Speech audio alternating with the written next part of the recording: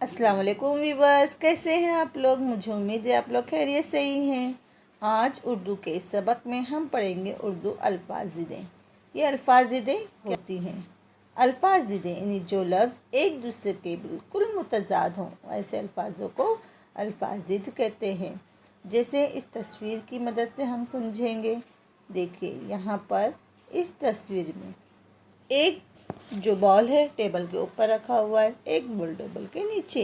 ये दोनों बिल्कुल मुखालिफ अपोजिट जगह पर रखी हुई चीज़ें, तो ऐसे अल्फाजों को अल्फाज़िदे कहेंगे। जैसे यहाँ पर दिन है और रात है। दिन में सूरज निकलता है, रात में चाँद निकलता है। दिन में रोशनी होती है, रात में अंधेरा होता है। बिल्कुल मुखालिफ और अपोजिट बातें हैं।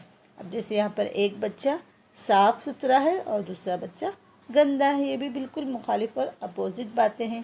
इसलिए ऐसे अल्फाज जो बिल्कुल एक दूसरे के मुखालिफ हों, उन्हें अल्फाज़िदे कहते हैं। जैसे ठंडा और गर्म, ये भी एक दूसरे की मुखालिफ बात है।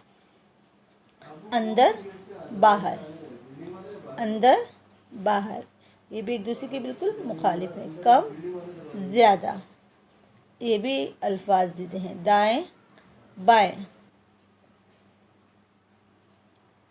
ज़मीन आसमान, ज़मीन आसमान। हंसना रोना, हंसना रोना। सुबह शाम, सुबह शाम।